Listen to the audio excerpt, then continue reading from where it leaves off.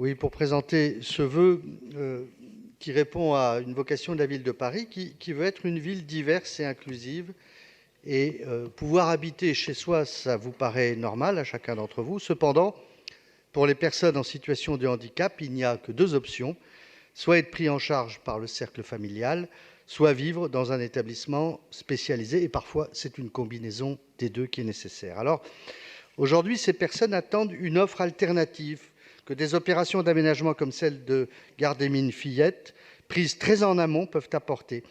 Et si nous voulons favoriser l'insertion, l'accueil, le maintien de personnes vulnérables, je pense en particulier à des personnes autistes adultes qui n'ont pas beaucoup de solutions d'hébergement à Paris, qui couplent emploi en milieu ordinaire et hébergement, dans un logement autonome mais sécurisé, avec des services adaptés.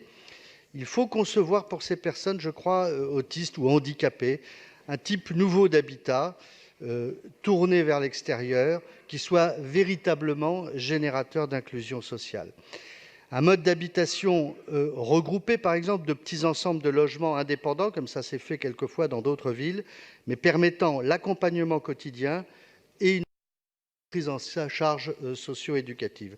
Voilà. Et pour trouver des opportunités foncières permettant de favoriser ce type d'habitat inclusif, je crois qu'il faut les concevoir dès le début. C'est pourquoi, puisque cette opération d'aménagement prévoit la construction de 750 logements à destination de publics spécifiques, un programme d'habitat inclusif aurait toute sa place dans la programmation de Gare des Mines-Fillette. Je crois que la ville de Paris reprendrait le constat du schéma départemental pour l'autonomie et la citoyenneté des Parisiens en situation de handicap, qui nous encourageait à étendre et à diversifier l'offre d'habitat inclusif, en particulier vers les handicaps où les réponses se révèlent insuffisantes, plus spécialement l'autisme, les troubles de la conduite et du comportement et le polyhandicap.